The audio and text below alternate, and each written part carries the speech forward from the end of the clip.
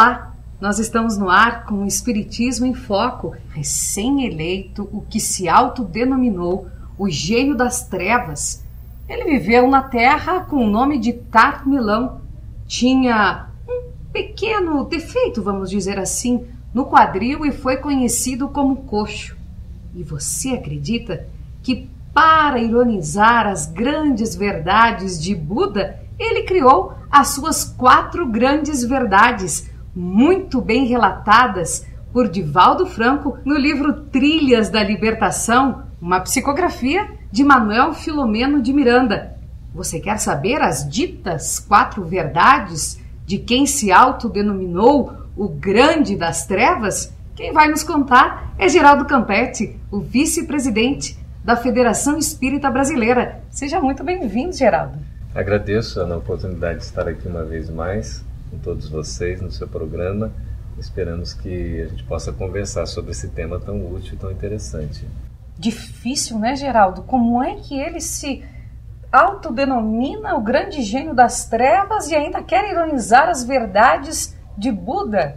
Pois é, aqui no livro Trilhas da Libertação, como você falou, uma obra psicografada pelo Divaldo, o espírito Emanuel Filomeno de Miranda, trata da questão da obsessão, da medicina holística, e em dado momento vai falar dessa influenciação, digamos, dos planos inferiores junto à humanidade. Foi feita, Ana, uma espécie de eleição do que poderia ser talvez aquele maior dos malfeitores, digamos assim. E aí seria um plano dos gênios das trevas.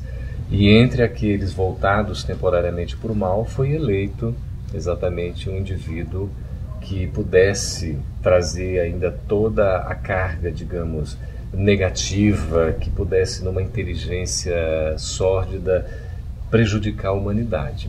E esse indivíduo, que foi considerado o maior dos temerários, ele apresenta um plano, uma espécie de planejamento estratégico para a influenciação da humanidade, dos seres humanos encarnados e desencarnados, e ele faz esse planejamento em 4 etapas. A primeira delas é tomando o homem como um animal sexual. Ele diz, inclusive, que tudo é dado pelo prazer e que deve ser assim. Exatamente.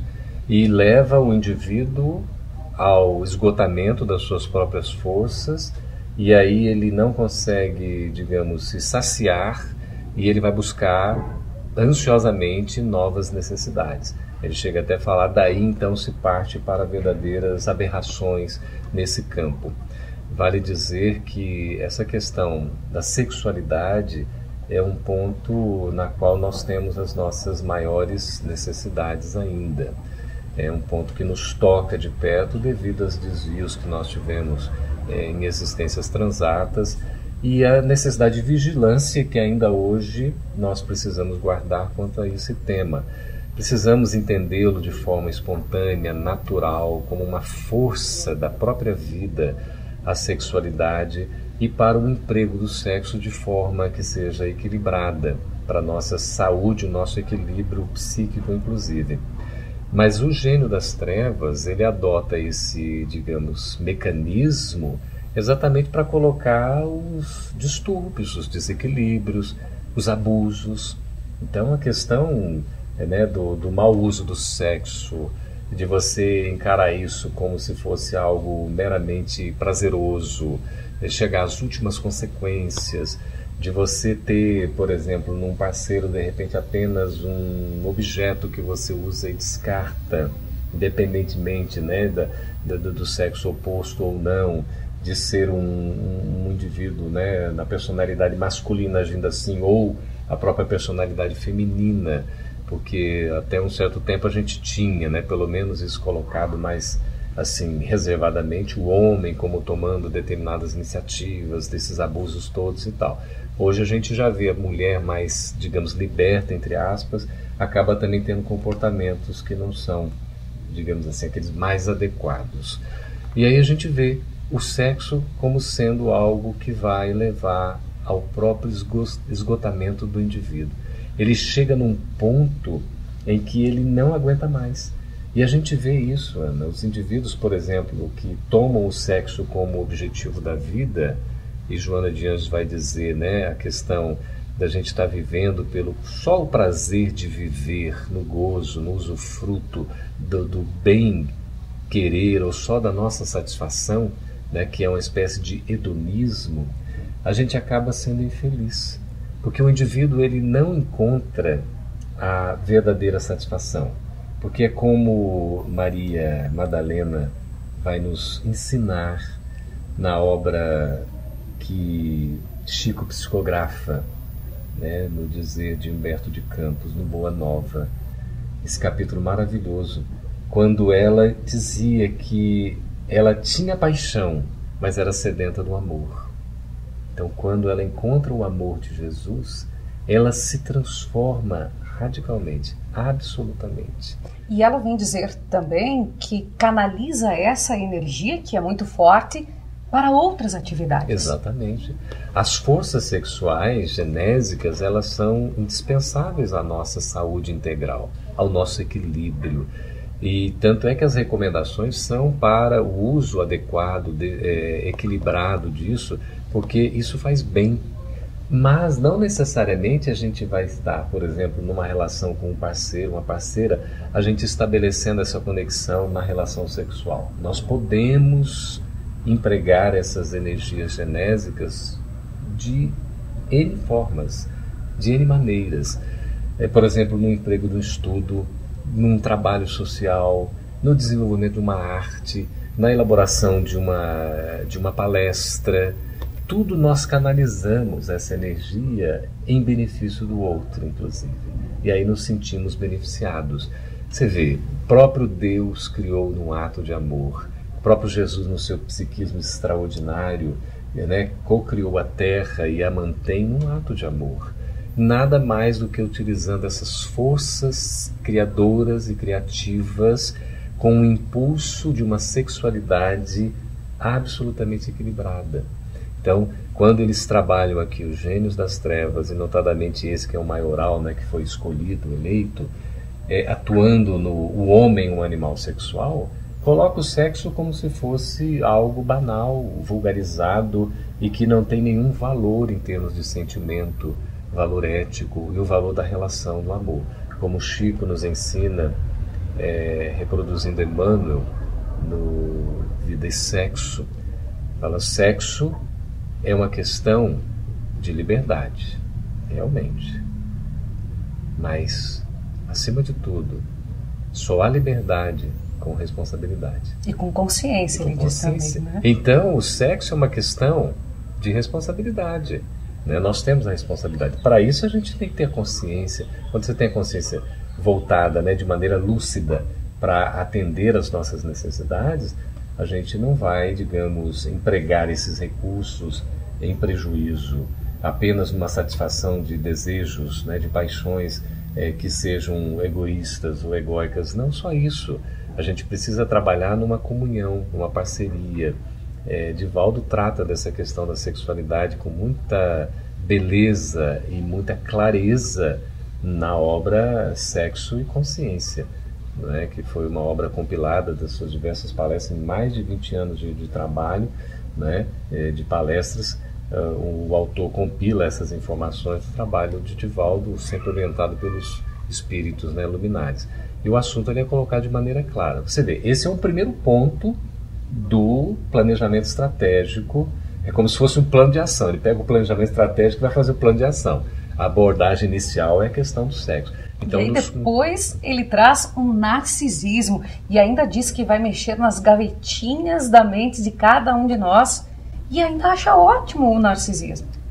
Pois é. Você vê, o narcisismo é algo que a gente nem pensaria de repente. Mas quando a gente faz uma avaliação, é exatamente o que a gente pode detectar na realidade atual. O narcisismo é o estrelismo, né? A pessoa ela se sente, vem da teoria, né? Daquela alegoria de Narciso, quando ele se olha no espelho, então a imagem dele reflete e aí toma-se, né, numa ideia de vaidade, de orgulho, de se sentir maior, melhor do que os outros, aí envolve o egoísmo. E Manuel Filomeno de Miranda, na sua inteligência, é muito assim, um espírito muito bem preparado. E ele vai falar do narcisismo, quando ele coloca num conceito que eu achei impressionante, que é uma espécie de genealogia. E aí ele vai dizer da seguinte forma, deixa eu só recuperar aqui: o narcisismo é filho predileto do egoísmo e pai do orgulho, da vaidade, inerentes ao ser humano. Então veja lá, né? O narcisismo é filho predileto do egoísmo. Então, a raiz de todos os nossos problemas, dificuldades, né, em termos morais, é o egoísmo. E o narcisismo é filho do egoísmo. E se vincula ao quê? Ao indivíduo querer se mostrar, aparecer, ter aquele estrelismo, ao orgulho, à vaidade, não é? Isso é o narcisismo, é você querer projetar a sua imagem. Tem muito a ver, Ana e colegas que nos acompanham, com o personalismo. O indivíduo quer levar, né, para o lado dele, a máscara do persona tem que aparecer. Então há um individualismo em tudo que faz, há um personalismo, o indivíduo tem que aparecer, tem que se mostrar, então a imagem dele está aqui, está acolá. E aí a gente faz uma reflexão, porque ele coloca aqui: fomentar o campeonato da presunção nas modernas escolas do espiritualismo, ensejando a fascinação, é item de alta relevância para a queda desastrosa de quem deseja a preservação do ideal de crescimento e de libertação. Então quem está buscando o ideal de libertação, de crescimento, que somos todos nós, todos aqueles que estamos tentando trabalhar, né, nas forças do bem, somos ainda indivíduos em plena caminhada, no meio campo de batalha das nossas próprias necessidades. Isso daqui é um risco enorme, porque eles estão trabalhando para fomentar, ou seja, alimentar esse campeonato da presunção. Você vê, é uma disputa, quem quer aparecer mais, quem é o melhor, né? Quem se destaca, quem estatisticamente fez mais. Então tudo isso a gente está vendo em vários campos, inclusive nas escolas do espiritualismo, como ele coloca, diríamos mais, no próprio espiritismo.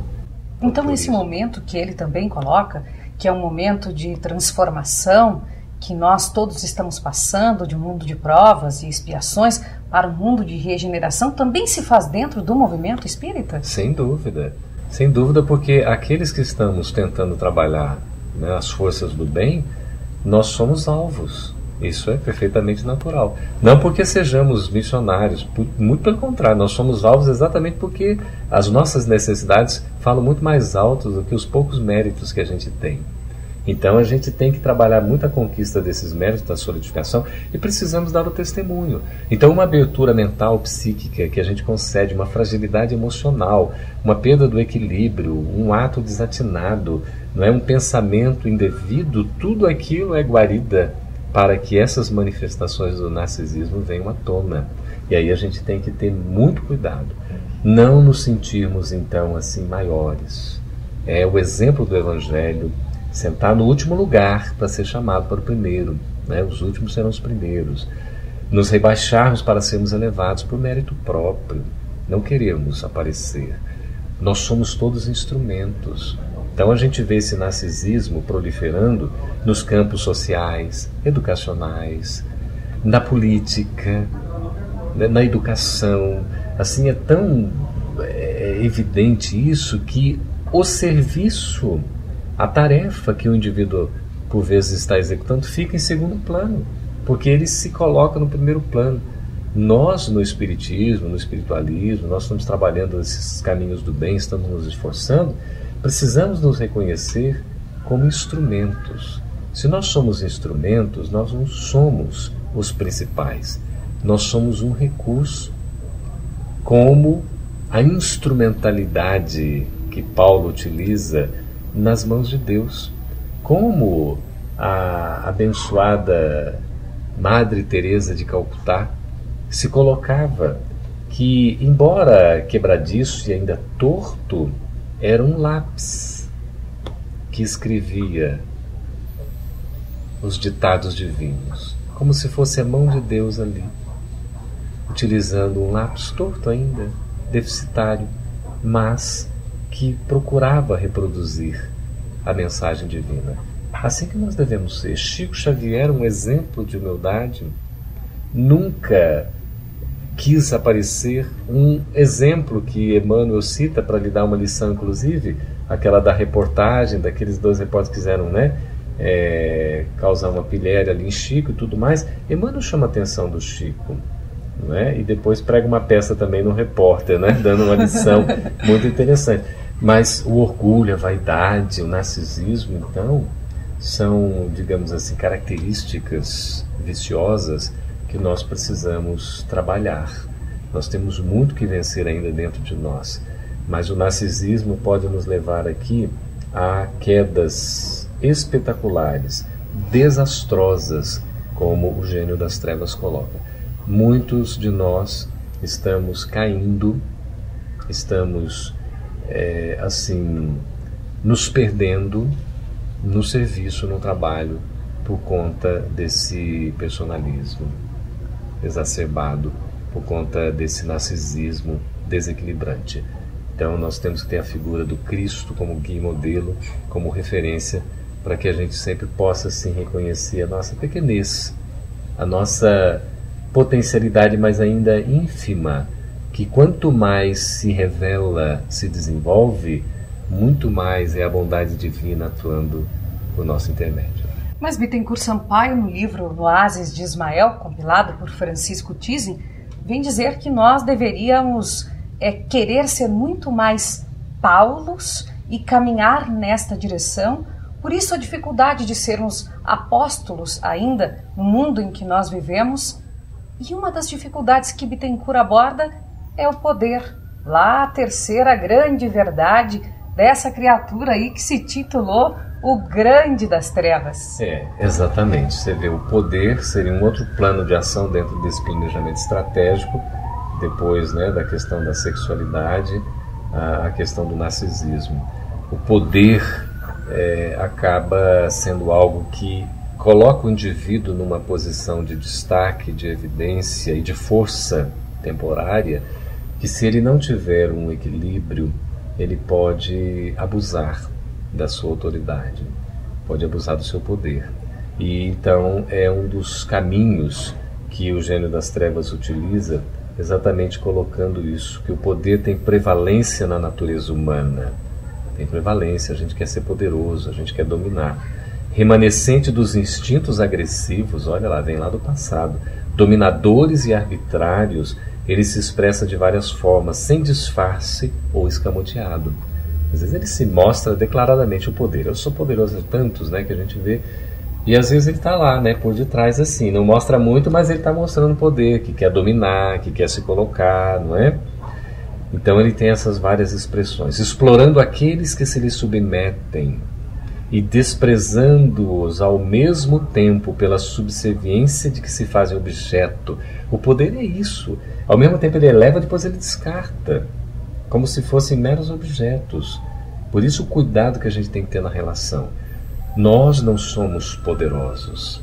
Eventualmente nós estamos imbuídos de uma autoridade, compromissados com o dever de bem empregarmos esse poder temporário, num comando, numa orientação, numa condução, numa coordenação, numa direção que seja. Então, por exemplo, o presidente de uma instituição, ele deve ser aquele que vai dar o maior exemplo de que, mesmo tendo, diante das circunstâncias, o maior poder, ele é o que se coloca o mais humilde de todos, o menos arbitrário, o menos mandatário, porque ele reconhece que está diante de uma oportunidade e ele não consegue trabalhar sozinho. Ele precisa contar com o apoio dos outros, tem que trabalhar em equipe. Então essa questão aqui do poder é algo que nos fascina, que nos envolve. E até a gente vê ao longo da história aí, política, sociológica, não é? As expressões de estudiosos como o poder corrompe. Se você quer de fato conhecer uma pessoa, dá-lhe poder. E aí você vai ver quantas vezes o indivíduo não se desvia porque se torna poderoso. Tantos que não tinham nada, de repente, em termos de expressão, se tornam expressivos por força de uma função, de um cargo, e se transformam absolutamente. É como se fossem outras pessoas. Não reconhecem mais lá a base, não é? De onde vieram, aquela coisa toda, e acabam abusando. Já que tem, acho que aquilo é propriedade deles, acabam colocando os outros como subservientes, como subalternos, e aí entram com assédio moral, e outros vários abusos que nós podemos constatar aí. O poder, ele é temporário. O poder, na verdade, é um instrumento para a gente bem empregar um recurso à nossa disposição para beneficiar a coletividade. Nunca para o uso pessoal próprio, mesmo que seja de um egoísmo familiar daqueles grupos mais próximos. Mas a gente tem que ver o benefício dos outros. Eu me lembro, só fechando esse trecho, de uma colocação que dizia o seguinte: por que eu vou querer para mim algum recurso quando esse recurso pode beneficiar a tantos? Então, por que eu vou querer resguardar para mim, para uma pessoa, ou para um núcleo familiar, 5, 10 pessoas que sejam, quando aquilo pode beneficiar 200, 500, 1000? Então, a reflexão que a gente tem que fazer, porque a questão do poder é isso. O poder alastra-se e ele pode, se bem conduzido, gerar um benefício extraordinário. Podemos usar a receita, então, com o Evangelho, eu comando. Sem o Evangelho, eu mando? Pode, porque aí esse né, dá uma ideia de conjunto. É um trabalho em que você faz com o outro ou com as equipes. Porque, na verdade, o próprio Cristo deu exemplo desse trabalho em equipe. Né? Ele reúne 12, depois 70, depois 500, né? E vai. Hoje somos milhões, milhares, né? De trabalhadores que estamos empreendendo nas diversas frentes de serviço aí nas várias denominações, a mensagem do Cristo. Então, com o Evangelho, tomando o Evangelho como roteiro, a gente eventualmente vai estar num comando realmente. Mas se a gente se afastar, se desfazer do Evangelho, nós vamos estar no mando, que é aquela coisa imperativa, que é uma coisa que a gente determina, mas acaba não caindo muito bem, porque as pessoas não aceitam bem. Por isso o poder deve ser compartilhado, ele deve ser trabalhado, o coletivo. A gente vai empoderando os outros também se a gente tem poder, porque de qualquer maneira é tudo temporário. Então você compartilha uma responsabilidade e todos nós devemos aí então responder pelo que estamos fazendo. Quanto mais poderosos nós formos, evidentemente mais responsáveis também nós seremos. Mais cobrados também, assim como a quarta grande verdade dessa criatura que é o dinheiro. O dinheiro dá recurso para o indivíduo como uma potencialidade para o progresso material. E ele diz, inclusive, que com o dinheiro tudo se compra, até a felicidade, Geraldo. Felicidade que seria uma alegria temporária, não é? Você vê que tudo é uma ilusão. Todo esse projeto que ele faz, agora combinando com o dinheiro, a gente vê que não deixa de ser um plano que vai trabalhar o ego, vai trabalhar a vaidade, vai trabalhar as tendências negativas do indivíduo, né, para que ele se desperte se achando superior, orgulhoso e tudo mais, poderoso. E se ele tem o dinheiro então em mão, tomando o dinheiro como os recursos materiais, ele se sente ainda mais poderoso, mais fortalecido. E ele, eu posso comprar. Se eu posso comprar, eu mando. Se eu mando, os outros têm que obedecer. E aí, se eu mando, eu sou o melhor. Então, ela vai para o narcisismo, né? E se eu tenho esses recursos tudo, eu posso começar a abusar do que eu acho que está à minha disposição. Aí o indivíduo vai se perdendo.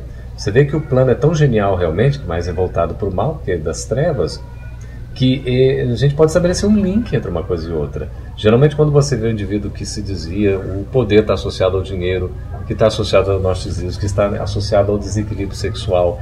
Então, o dinheiro, na verdade, ele é um recurso extraordinário, porque ele é neutro. Toda a riqueza material, ela é neutra.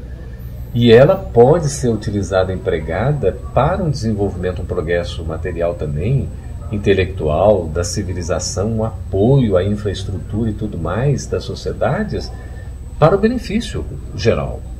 Por isso que esses recursos são importantes. Só que aqui o emprego é enviesado. Até mesmo aqui ele coloca, não é? É o dinheiro que compra vidas e escraviza almas. Você vê que coisa interessante. Eu vendi a alma, né, para o diabo, aquele negócio assim. Até cuidado que a gente tem que ter, porque às vezes você vai ser iludido com um recurso, achando que isso vai lhe dar garantias, quando na verdade é tudo temporário. é tudo ilusório. E o que a gente aprende no Evangelho? Nós somos usufrutuários desses recursos. Os talentos que nos são ofertados são como se fosse assim uma oportunidade que Deus nos concede, o Senhor nos concede, para que a gente, diante do nosso desenvolvimento, da competência, a gente possa bem empregá-los. Se a gente fizer um uso que não é o devido, evidentemente nós vamos responder por isso. Ele coloca: escraviza almas. Olha aqui, quantos não se perderam e ainda não se perdem porque tem uma série de facilidades proporcionadas pelo dinheiro, pelos recursos materiais. E aí o indivíduo acha que ele pode comprar, ele compra tudo. Ele compra as pessoas, ele compra as almas, ele compra caracteres. E aí ele vai chegar à conclusão, depois, de que o dinheiro não traz a felicidade. A gente até brinca assim, né? Que o pessoal, o dinheiro compra a felicidade. Não compra, mas dá uma mão muito boa, né? Pra gente chegar lá. Mas não é, né? Se a gente for colocar o nosso foco, digamos, né? A felicidade está no dinheiro, a felicidade está no poder, a felicidade está em eu me sentir muito bem, né? Naquele negócio de eu me mostrar para os outros e tal, né? Ou está na eu ter uma satisfação, né, sexual aí, prazerosa, e enfim. Isso tudo são recursos à nossa disposição que não necessariamente trazem a felicidade, a não ser o seu bom emprego, o seu bom uso. Então, quando a gente tem um uso adequado disso, nós vamos encontrar felicidade. E é por isso que ele coloca aqui: a ambição da riqueza, mesmo que mascarada, supera a falsa humildade. Então, o indivíduo se diz humilde, mas é falsa humildade. E o conforto amolenta o caráter. Olha, Ana, que coisa curiosa. A pessoa vai ficando confortável, ela entra numa zona de conforto, amolenta o caráter, ou seja, ela não se esforça mais. Não, tudo fácil, né? Até para abrir uma janela, uma cortina, ela, né, usa um controle remoto, tudo aqui à mão, não precisa nem se levantar. Há até um desenho, né, com uma animação sobre isso, que é aquela história do robozinho, né? Todos lembra? O Wall-E, né? Lindo, lindo, lindo, que vai contando a história. Ele tem uma plantinha e renasce. E depois mostra os indivíduos que estavam já todos assim, né, largados da vida mesmo, tudo desinteressados, porque tudo era fácil. E depois, com esse renascimento da planta, quer dizer, a própria sementinha vai demonstrando que pode crescer, e eles todos se dispõem a buscar pelo próprio esforço, aí se sentem mais saudáveis, aquela coisa toda. Então, realmente isso aqui, ó, o conforto amolenta o caráter, desestimulando os sacrifícios. Aí o indivíduo vai: não quero fazer, não preciso disso, né? E aí ele se desvia, se perde. E o que acontece nesse plano do gênio das trevas? O indivíduo, quando cai, seja num desses aqui, seja em todos, seja em alguns, depois o indivíduo, né, manipula, fala: está sob o meu domínio, meu comando, o meu mando, eu faço com ele o que bem entender. Já é uma alma, por exemplo, que eu já tenho para mim, por exemplo, que o indivíduo vai se tornar subserviente, porque ele não vai ter autoridade moral para reagir. Assim, André Luiz mostra para a gente, em tantos dos seus livros, como, por exemplo, Libertação, não é o caso citado lá na dominação daquele espírito ainda que tinha uma certa fragilidade, que acaba se transformando, né, perispiritualmente numa figura de um animal, né, de um lobo, na licantropia. Então você vê uma consciência que tem um certo peso, e aí se abre fragilizada para receber as induções, todos os impulsos. E Manuel Filomeno de Miranda é um especialista nessa área da obsessão, para nos ensinar tantas coisas. E sutilmente o gênio das trevas vai aplicando esses mandos todos e, de certa maneira, comandando, porque trabalha com uma equipe, que não é só, e vai influenciando a humanidade. Às vezes subrepticiamente, subliminarmente, a gente não se dá conta, mas quando vai ver, já está envolvido. E aí, por isso que é a necessidade de orar e se vigiar, né? Então, é vigiai e orai, mas antes olhai, como fala Marcos, olhai, prestai atenção, né? Ali, vigiai, coloca o foco, permaneça concentrado naquilo, veja as suas necessidades e orai para pedir ajuda, recurso que a gente precisa, tanta necessidade que a gente tem. Então, esse é esse plano que a gente gostaria de compartilhar com todos os nossos amigos que nos acompanham, Ana, porque no nosso entendimento isso aqui está em plena execução. Nesse período de transição, conforme você falou, nós estamos vivendo isso. Ainda mais nessa trajetória em que os nossos valores são colocados à prova, a gente precisa dar o testemunho pessoal. Muitos de nós cairemos, a gente precisa ter vigilância. Mas cairemos não por vontade de Deus, pelo contrário, por nossa fragilidade. Por isso que a gente tem que resistir, tem que se esforçar e atentos a essa orientação que a gente tem com tanta clareza, que Manuel Filomeno nos revela, ele traz uma revelação. E isso está em pleno funcionamento. Então vamos ter vigilância sobre todos esses aspectos e o que decorre deles, para que a gente não caia nessas armadilhas. E pelo contrário, que a gente seja também instrumentos para o alertamento a essas situações e que a gente possa propagar o bem com a nossa própria transformação efetiva para esse bem. E que consigamos então ser o que já diz o título de um outro livro, Os Herdeiros da Nova Era. Exatamente. E que sejamos sempre instrumentos do bem. Mas, Geraldo, quero te agradecer profundamente pela participação no Espiritismo em Foco e nós voltamos em uma outra oportunidade. Eu que agradeço a oportunidade, Ana, agradeço a todos que tiveram a paciência também de nos ouvir, de nos assistir. Muito obrigado. Até lá!